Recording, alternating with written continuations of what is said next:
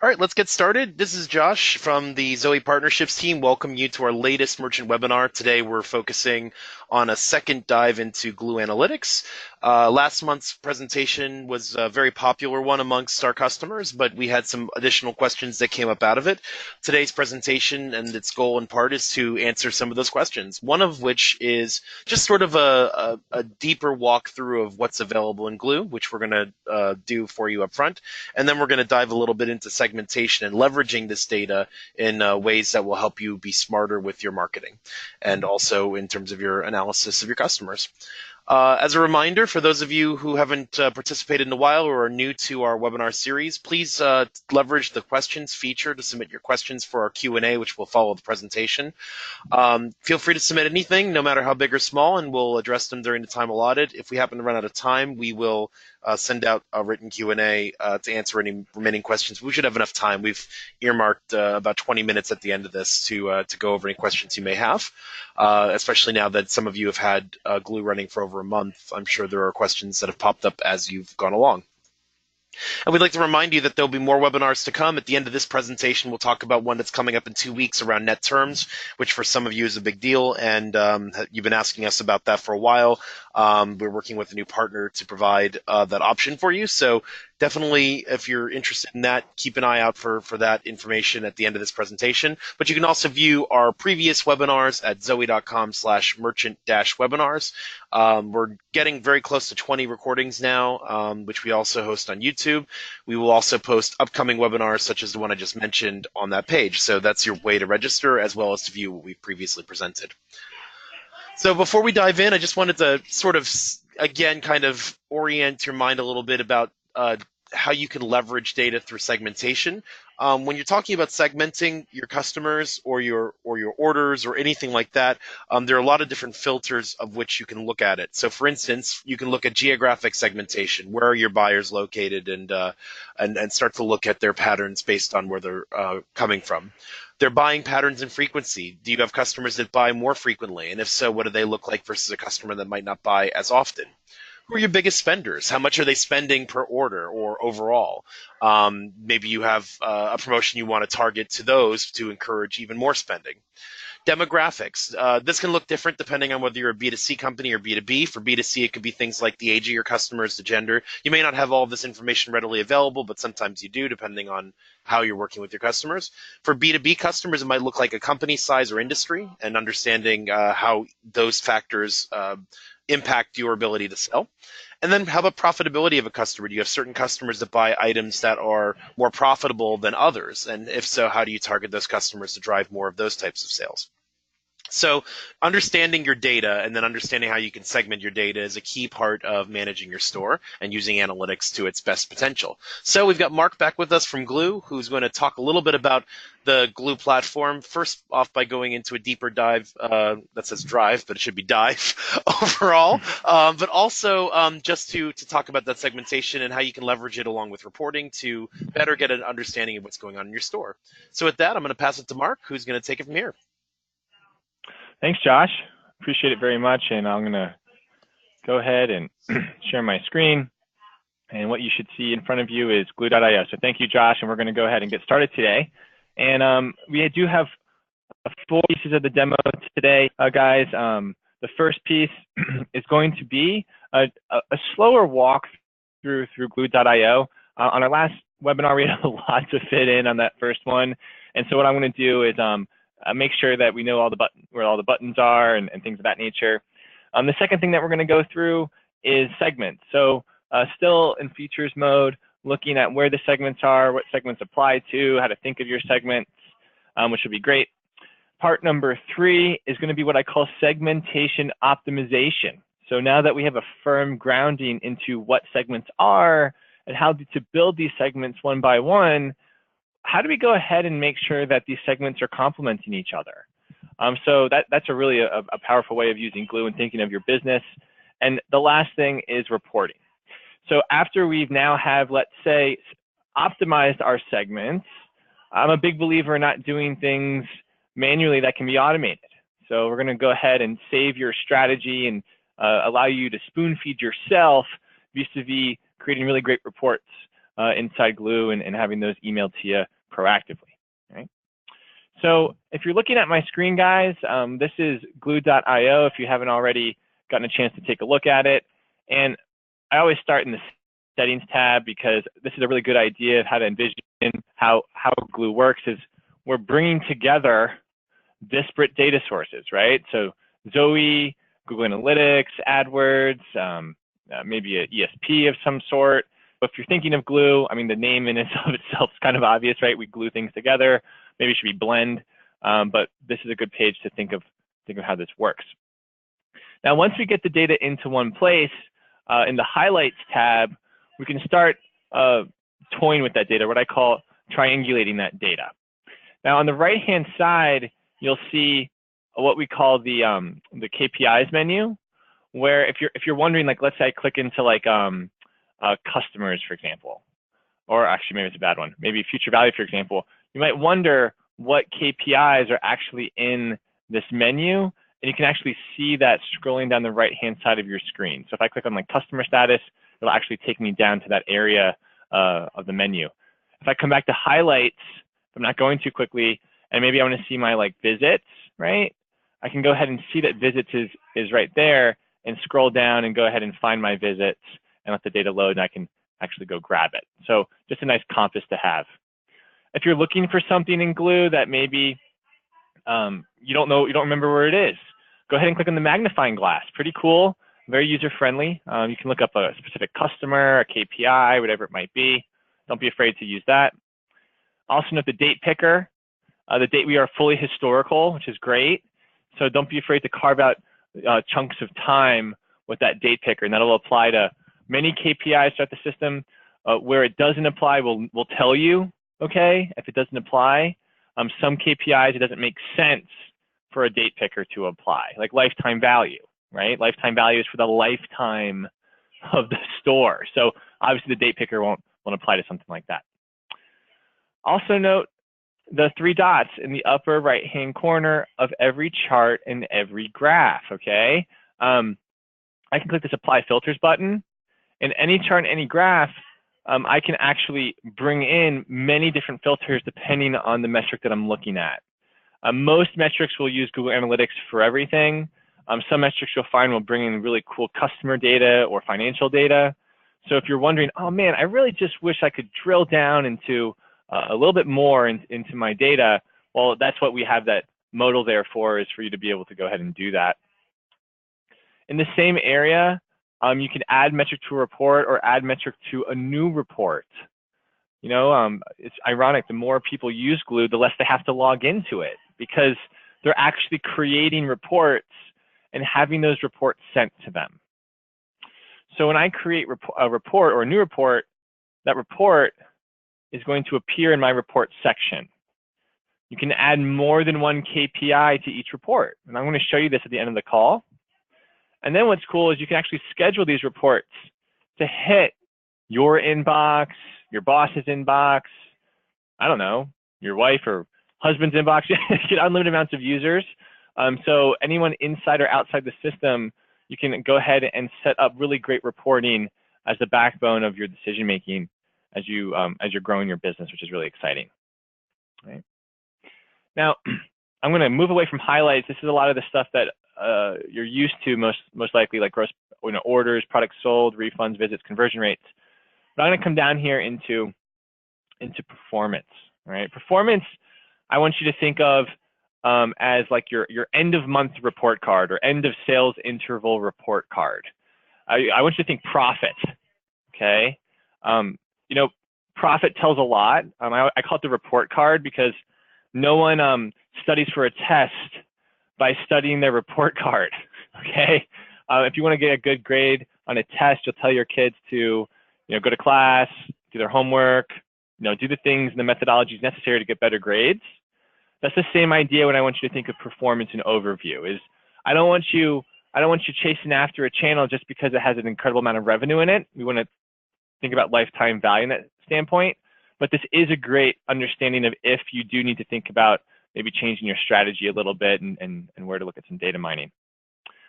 For Facebook ads and email marketing, depending on how many integrations you have, I mean, some people might be wholesale and B2B on this call, where Facebook might not be the really important. Just know that in performance overall, we're going to be looking at a lot of profitability in the back of your mind. Orders. Okay, orders, we have one area for it. There's really not a quote unquote tab. It just brings you straight to your orders. We will come back to this later, but when you're thinking of all of your orders and looking at for patterns and data mining your orders, that's where we'll provide you your orders. Customers, pretty straightforward, right? All your customer data. Now, obviously product, like maybe you want to find a customer based on what they bought, that will be underneath products, and I'll get to that in a moment. But when you think customer data, we're going to spend a lot of time here today. Think of everything about the customer, how often they're buying, where they're buying, their lifetime value, all that good stuff. You'll spend a lot of time in the customer tab. I will take a quick stop here into customer segments. So we will come back to this, but I think for a lot of people on this call, this is a great starting point when trying to understand and get the most value out of Glew.io, is playing with that date picker and ranking your predefined and custom segments by lifetime value, revenue, customers. It's a great understanding of what's holding you back and what's making things move forward for you. And again, I'll come back to this, don't worry, a little bit later. Products. That's right, it's all your products, okay? While this is loading, you'll notice it says variant and configurable. I think this is a good moment to talk about that if you don't know what that is already. A configurable is going to be a parent product. So let's say I sell a pair of tennis shoes, okay? A configurable would be the type and style of shoe in general, where the variant is what I actually buy, okay? So that would be the size and the color.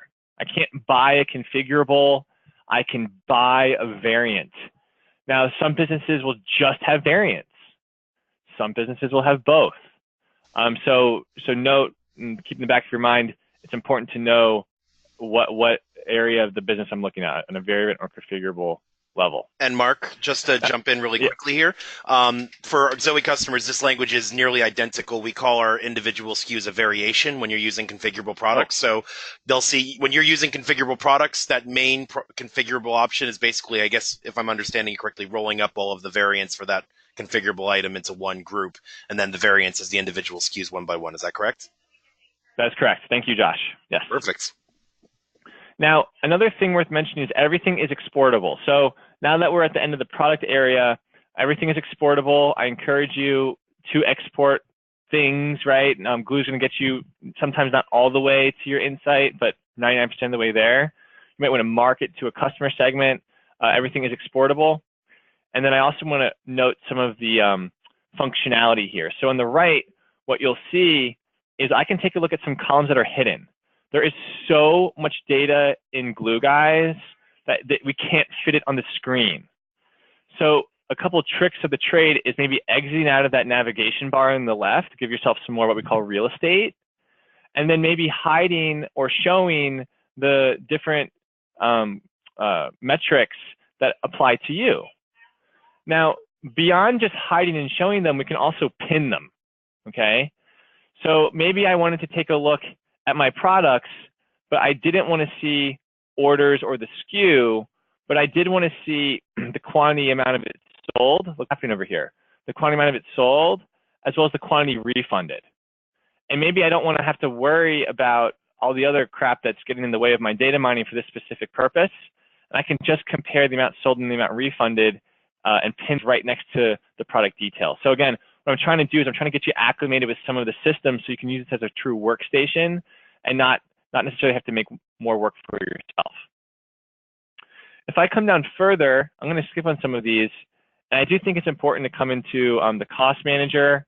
If you want to incorporate cost of goods sold, this would be a place to do it. And then lastly, other sales channels. So as you integrate other sales channels, like maybe Amazon, we're going to be releasing eBay later, we're going to be releasing Jet, and pretty much every marketplace that we can. This will happen more and more. You're going to see this side of the menu grow. Maybe you even have a POS system. Maybe you're not just e-commerce and you have a larger world, a multi-channel world. What's going to happen is it's going to evolve more and more, and you'll see the side menu bar grow and grow. Now, I'm just going to end the Glew.io user experience and some of where the buttons are. I do encourage you to go back to webinar 1 if you want to go deeper into some of these tabs on the left, because today what we're going to be doing is talking a lot about segmentation. Now, as we move into piece 2 of the demo, let's talk about segmentation for a minute. Segments, a lot of people think about segments, they think of customers, and they're not wrong, okay? If I come in here to customers and I go to customer list, what you're going to see is we have customer segments, and we're going to talk a lot about customer segments. But customer segments are only 1/4 of the story. Segments also apply to orders, they apply to products, and they apply to inventory. So if you want to take a look, the menus are very similar. I'll go to orders, take a look, very same menu, right? Same look and feel, not the same data, but the same look and feel. If I come over here to products, and I go to product list, same look and feel, right? If I go to inventory, same look and feel, all right?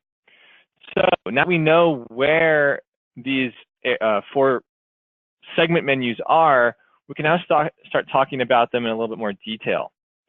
So where I'm going to go back to is I'm going to go back to customer segments, because everyone can really relate to customer segmentation. Treating different people differently is not a new concept, right? That's pretty much marketing.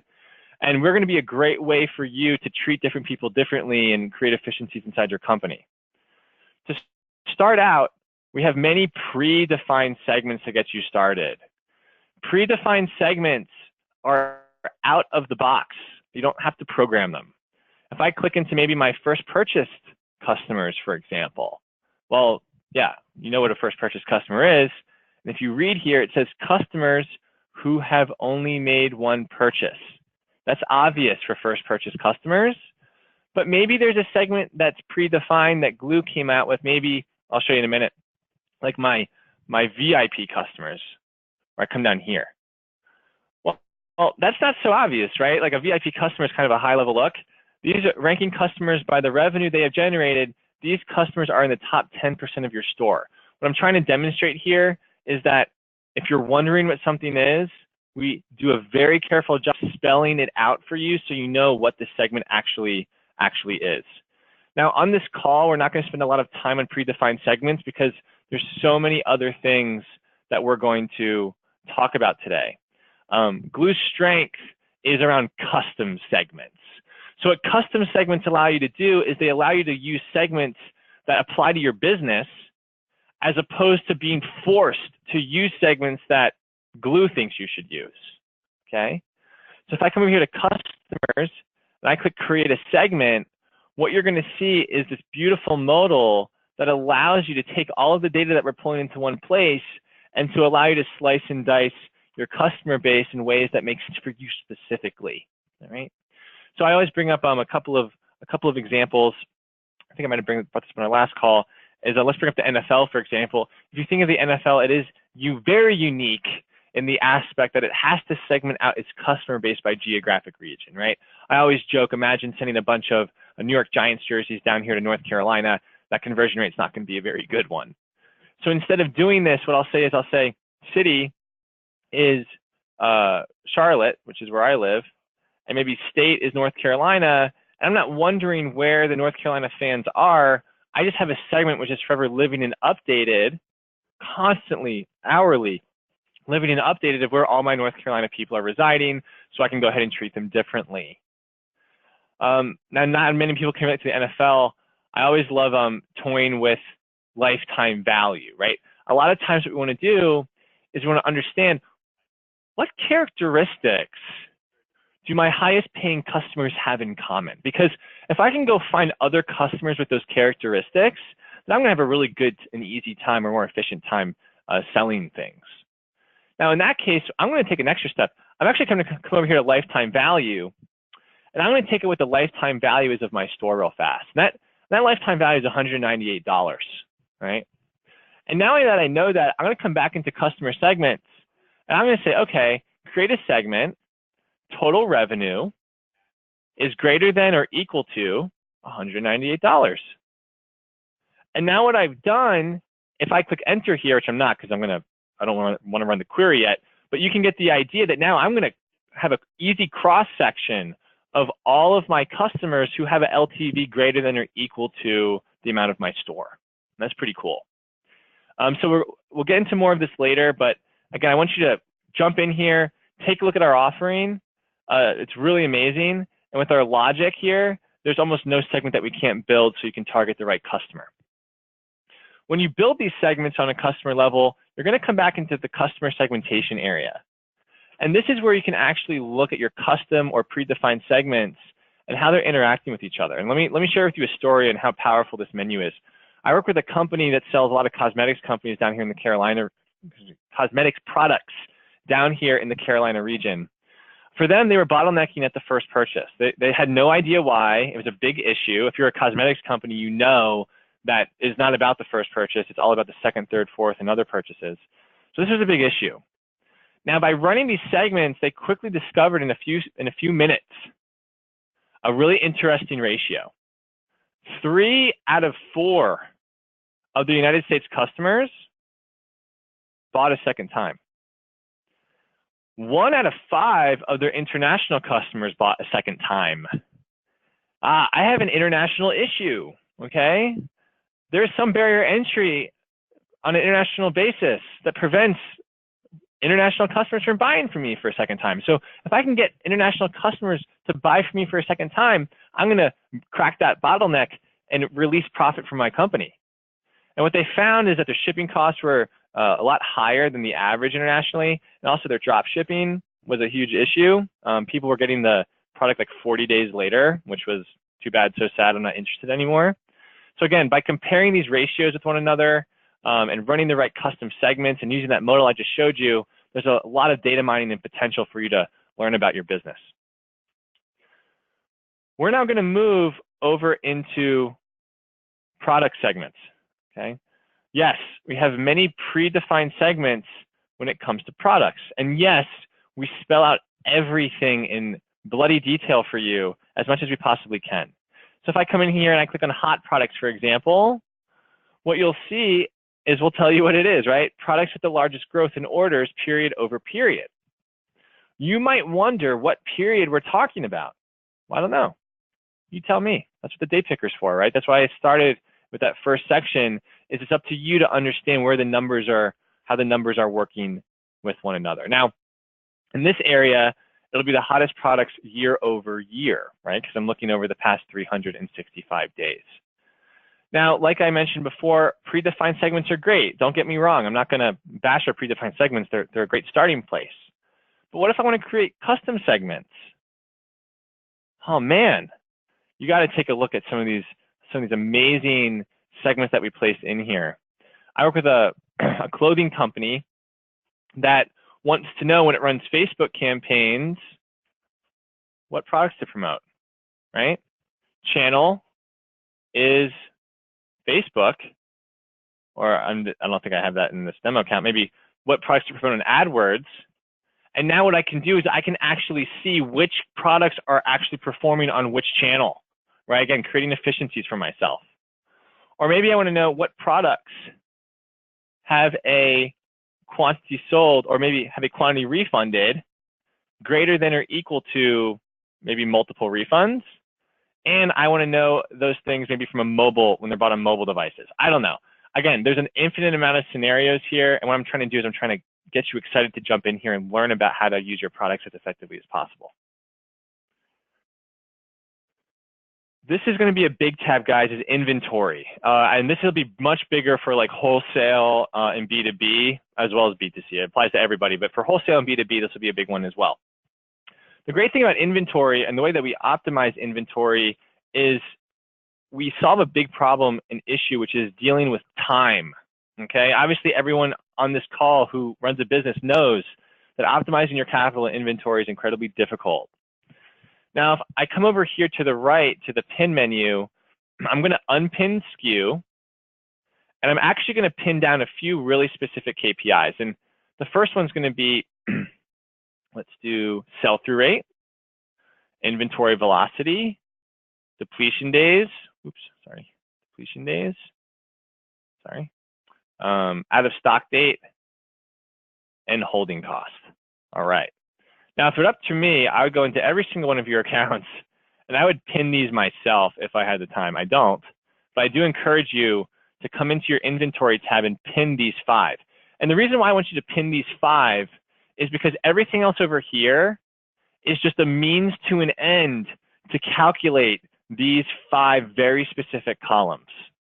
And I'm going to walk you through these columns very slowly to make sure and confirm understanding. And by the way, if you don't know what they are, you can always hover your mouse over it. So the first thing that we want to talk about is your sell-through rate, all right? This is a very, very tough thing to calculate and keep track of, especially if you're making less than $100 million a year. A sell-through rate is the amount that you sold in a given time period divided by the amount that you had on hand in the beginning of that time period. Keyword, time period. So the beautiful thing about Glew is that our date picker adjusts for your lead time. So for example, I work with a company that sells semiconductor chips, okay? His lead time is very long. It's 150 days. So what I'm going to do is I'm going to come in here and I'm going to click 150 days. And what's going to happen is that all of these metrics are going to now reflect someone who is operating off of a lead time of 150 days. Now, if I may go back to my sell-through rate, I'm now going to take a look at how much I sold in this last 150-day period divided by how much I had on hand in the beginning of that 150-day period. This is crucial, right? If that number's too high, what that means is I sold more than I had. I misforecasted. I missed out on the opportunity to make money. That's a bad thing. If my sell-through rate is lower than 100%, that means I did not sell everything. I misforecasted again. I over-ordered. My capital is now locked up in products that nobody wants. That's a problem, and that's something that we can't let happen. So your optimal sell-through rate will be 100%, and I will come back to this in a minute when we're designing segmentation optimizations. Inventory velocity. This is the amount that you sell per day, right? Per day. And per day will be dictated by the time period. Think about it. If I'm selling, let's say, Santa suits, my inventory velocity in December will be much, much higher than my inventory velocity over an entire year. So very important to take note of how much you're selling per day. Depletion days. What we're going to do is take the quantity that you have available, the quantity that you have available over here, and we're going to divide that quantity available by the amount that you sell per day, your inventory velocity. And whether you're looking at your depletion days or your out of stock date, which is essentially just your depletion days in a date format, you can take a look, given the demand that I have for this product, how much of that product, how many days of that product do I have left? Helps you forecast and manage your sell-through rate. Now, holding cost, that will be the amount of capital or cash that you have wrapped up in any product at any given time. So obviously, the higher that is, the more we want to keep our eye on that so we don't let that get out of control. Now that we know our X's and O's on an inventory, I can start creating segments. This is where Mark was going with that. So what if I had a segment of stuff that I needed to get rid of, right? Maybe I discount it and I go activate my a really important customer base with that specific set of products. Maybe I give them away for free. Maybe I have some type of nonprofit initiative where I give away some t-shirts for free or something. I'm not going to go through an infinite amount of scenarios, but let's call this bucket get rid of me, right? Get rid of me for some reason or another. Get rid of me. Well, what if I said my sell-through rate is less than or equal to 80%? And at the same time, my depletion days are greater than or equal to 300 days. So for that semiconductor company, maybe I need 2 full lead times of product in order for me to feel comfortable getting rid of it. And then maybe to add a little bit of insurance, my holding cost has to be greater than or equal to like 50 grand. What I've just done is I've programmed a segment which is forever living and updated inside Glew that I can schedule to send to myself, that I can always have on hand, which has very specific criteria to allow me to grab segments of my inventory and use them the way that I should be using them based on the strategy that I set up initially.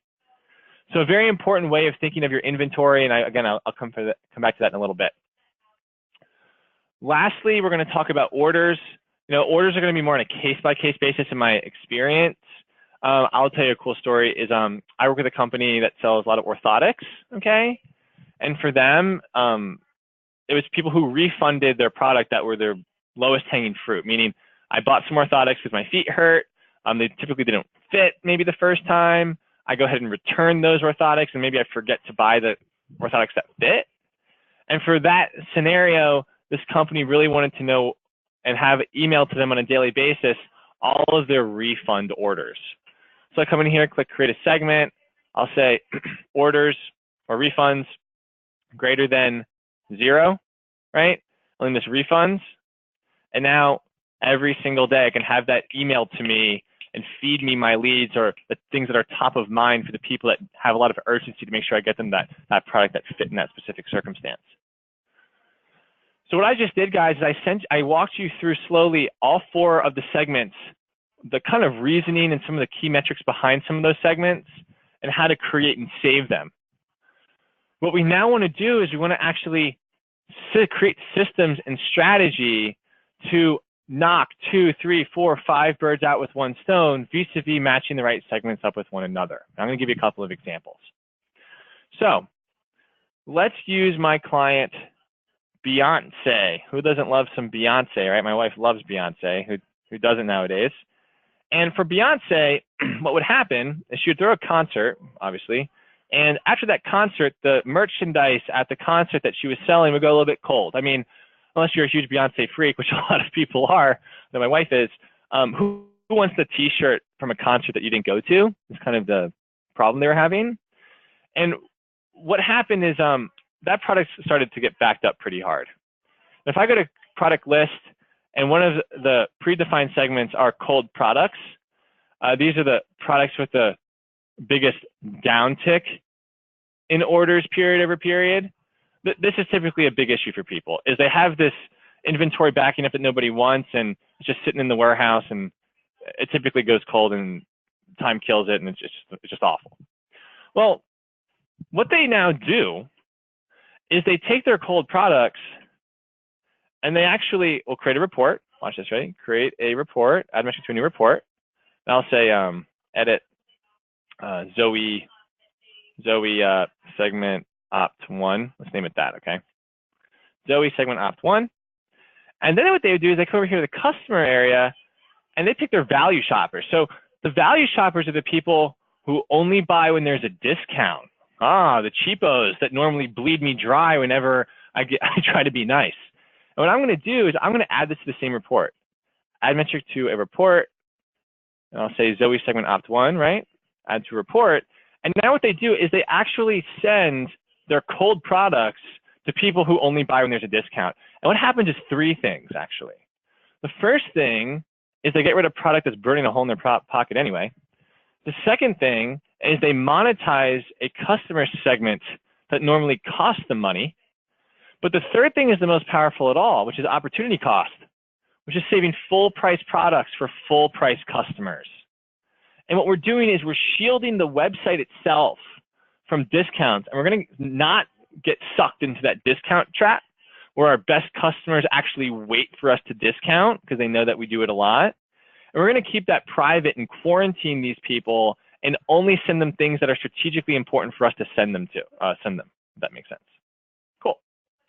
How about we think of a different one? How about let's do the opposite spectrum, which is the VIP customer, right? VIP customers. VIP customers are the customers who are the top 10% of your customer base by revenue. Long story short, this is a different topic. I should be able to tap one of these guys or strangers in the street and ask, hey, are you a VIP customer of company X? And they should be able to look me dead in the eye and say, hell yeah, I am. That's how important these people are. You need to communicate to them that they are. They normally account between 30 to 40% of an e-commerce business's revenue for the year. So it's really important that we treat these people right. Now, one of the things that we can do to treat these people right is maybe match them up with products that only they get, maybe exclusivity, right? So I'll give you an example. I work with another clothing company out in Southern California that went out to Mexico on an annual basis to have a cool company event, which I think is cool, right? Why not? What they did is they actually had it's like a kind of a tattoo community, which is unique. They actually gave away like tattoo machines to their top 10% of their customer base. They didn't charge them at all, but you bet that they really tapped in to this specific segment of customers vis-a-vis giving them their highest end product. By the way, if you're wondering why a clothing company is selling a tattoo machine, it's like an artist type area thing. Like the clothing had, like Ed Hardy had like tattoos on it, right? There's like a tattoo community. But again, the point is they are tapping into the irrational connection, not like irrational is a bad thing, but that deep connection they have with their client by giving them a product, which is their highest end product for free for being in the VIP club and letting them know how important they are to their company, which is really powerful. Very good stuff. So I guess what I'm trying to say, guys, in conclusion, is definitely match up your segments. I'm not going to go through every single one. There's an infinite amount.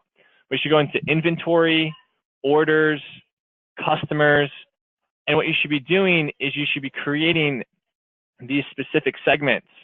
And you should have these segments scheduled to hit your inbox so that it reminds you, oh, it's time to get rid of my old inventory, or it's time to activate my most important customer base right now, or whatever it might be. We'll have other seminars later, but a very powerful way of using Glew is matching up these segments and saving those strategies.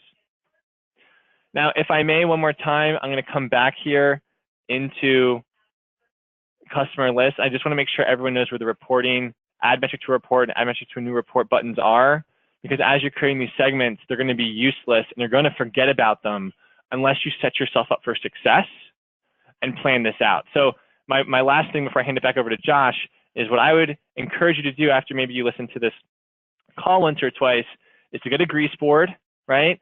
Think about your unique business and map out your segments. Create a set number of customer segments, create a set number of product segments, inventory segments, and order segments, and then go ahead and match up the right segments with each other, schedule those out in the calendar, and then program the reporting to spoon feed you or your team so that you're not having to reinvent the wheel over and over again. And again, you're setting yourself up for success with your own numbers. And I'll leave it, I think that's about 40 minutes. So I'll leave it there. Josh, I'm going to hand it back to you, okay?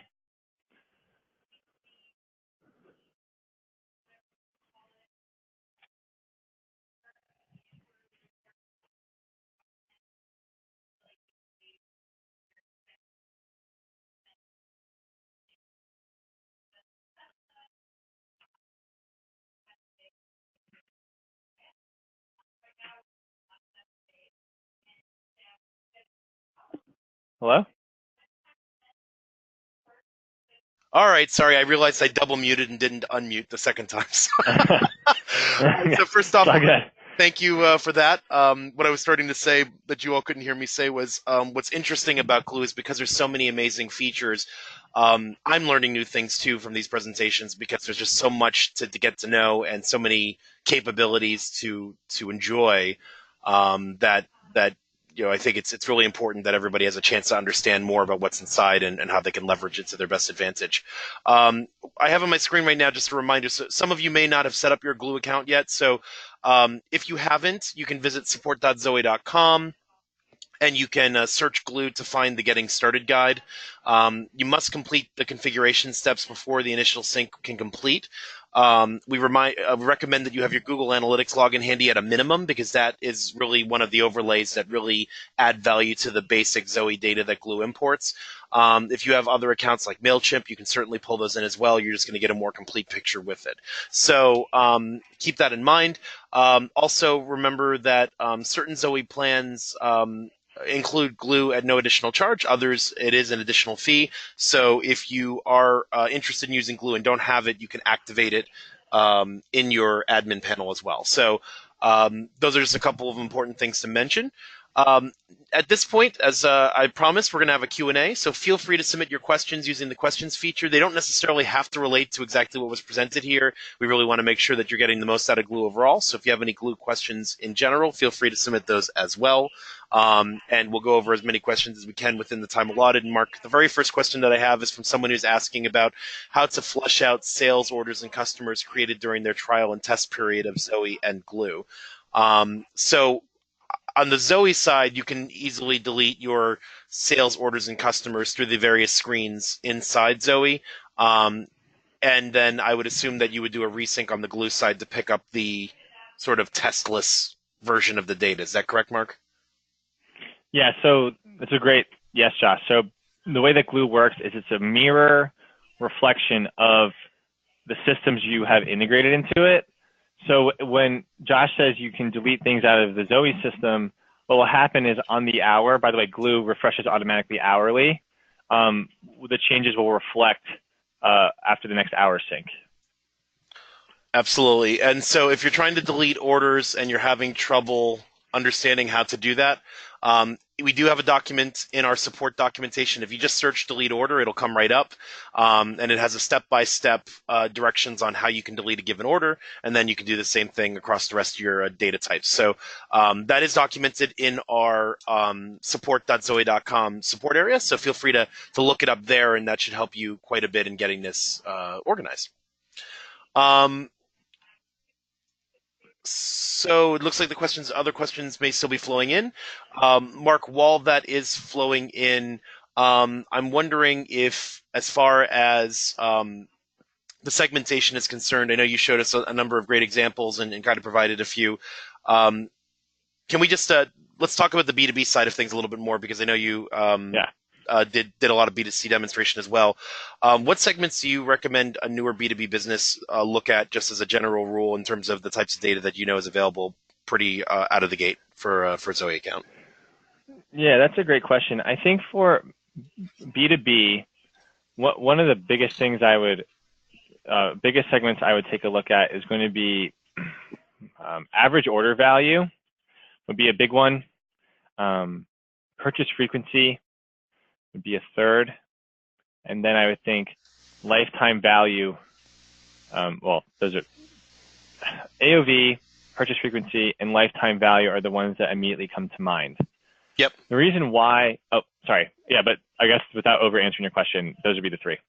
Yeah, well, and actually it's interesting you say that, and I kind of wanted to bring this up on the conversation. You just reminded me of this. So I've been working with a few of our Zoey customers in terms of those types of data points. One thing to keep in mind is that the age of your Zoey store can have a major impact on the quality of the data that you have. And by that, I mean, if you just signed up for Zoey 3 months ago and you did not migrate over your old orders, you're not going to be able to see if someone's made 6 lifetime purchases in the last year, because you only have 3 months of data, right? So keep in mind when you're building your filters that it also will sometimes be good to review the filters that you built and update them based on the longer history of data that you're now going to have available to you when you hit 6 months and when you hit 12 months. And so although you had mentioned at one point you won't have to spend as much time in Glew, it's definitely a good idea to periodically review what you're looking at, because you also could miss changes in your trending if you don't take a look at the overall data every once in a while.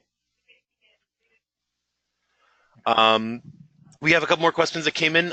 Can you segment by which customers bought which products? This is something that, in this particular submitter's case, they've been doing manually in the past, and they feel an automated system would certainly help them out if they can do that. Absolutely. Josh, would you mind bringing me the screen share back? I'm just going to show them where it is. Absolutely. It should be back in your hands Great. now.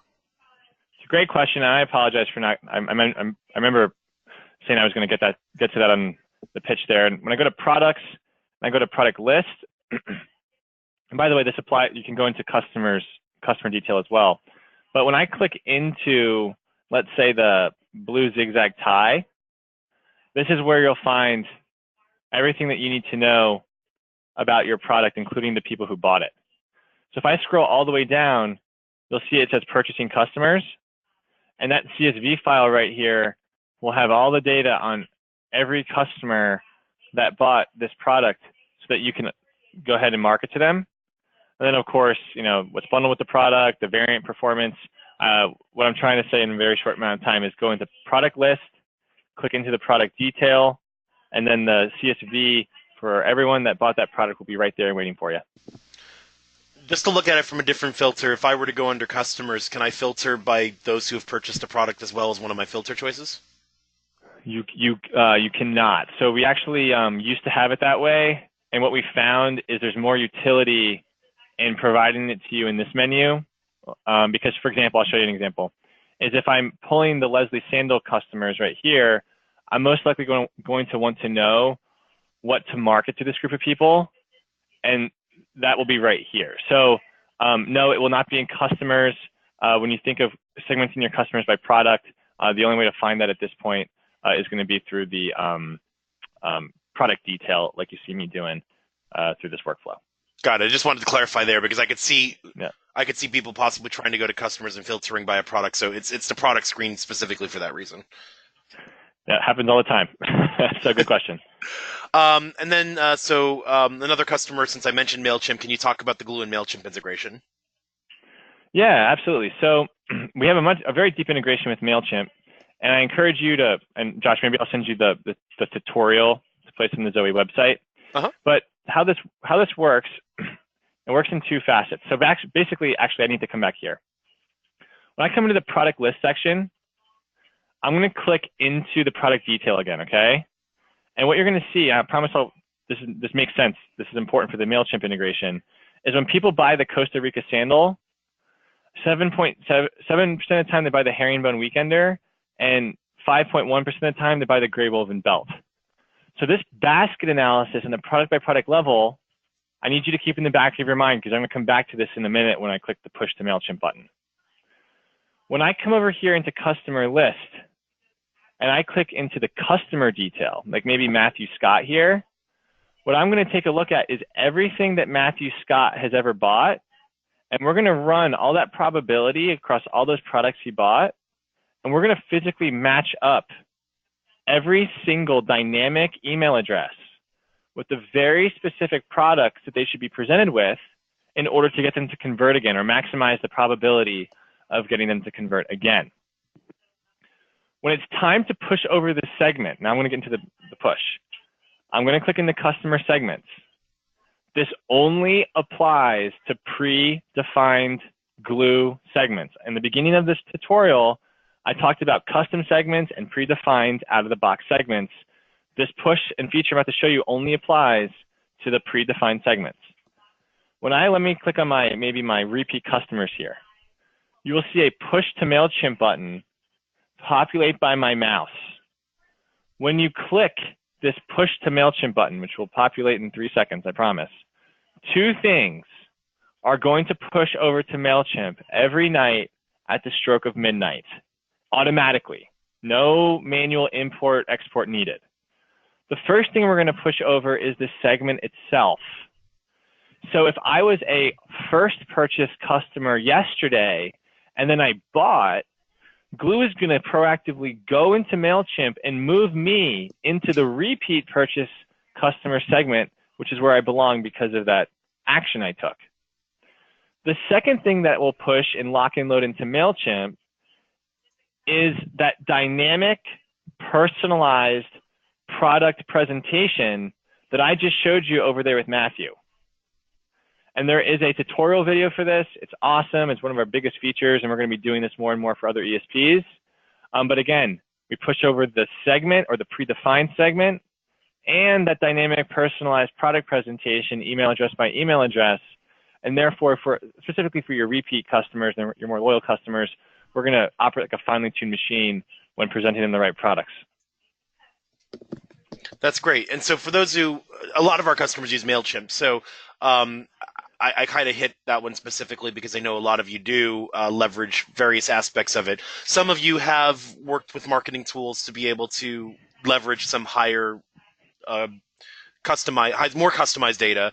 You can see here that Glew is going to really help accelerate that for a lot of you. So you can have sort of segments pushed into MailChimp, and you can have those segments with actual live data that you can leverage effectively to improve the personalization of that marketing. So, personalization is a big trend. It's a very big deal in terms of e-commerce right now. So that's one thing that Glew provides you as part of a part of your package. So something to keep in mind there. You do need to have your Mailchimp integrated into Glew, so that's one step you do need to take. So going back to that tutorial that I mentioned before, you can learn how to do that. But if you have it integrated, there's a lot of great data at your disposal to make your campaigns more successful. We got a follow-up question from the person asking about which customers bought which products. They were asking if you can do a filter or view where they've bought from a particular category instead of a particular product.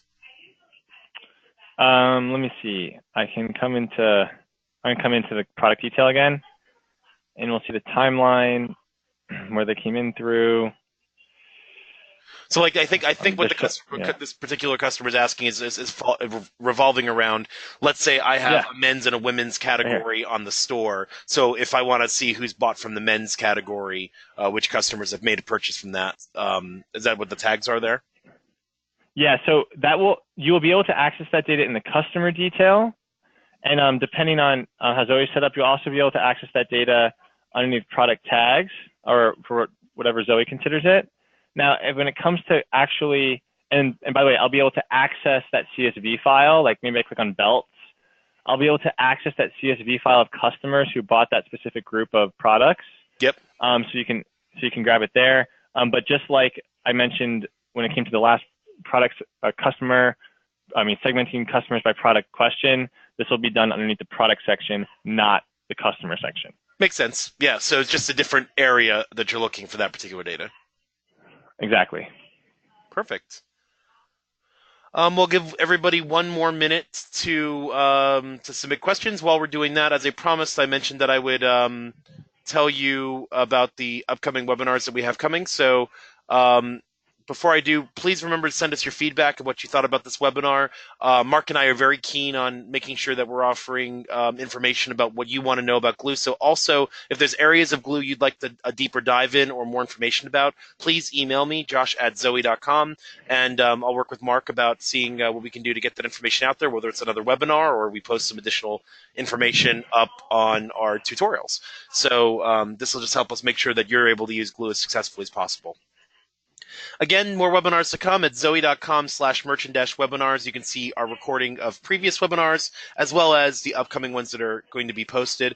This recording will be up within 24 hours, so if you came in late or want to review something that was presented earlier on, feel free to look for that. We'll also send an email out to everybody by tomorrow midday.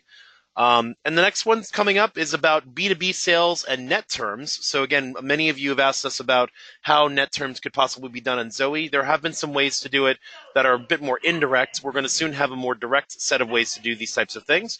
So you can learn about how net terms can help benefit you. And in this case, how our partner can also help with financing the net terms. So you don't have to wait for payment. So that will be 2 weeks from today, Wednesday, June 27th at 1 p.m. Eastern Daylight Time, so the exact same time as today's, 2 weeks from today. We hope you'll join us for that. If B2B net terms is interesting to you, we know that's not for everybody. If you are a B2C business looking to offer financing, we do already have tools like Affirm and Bread in our app store, which can do this. So this will be something that the B2B side will now take advantage of that the B2C side already had.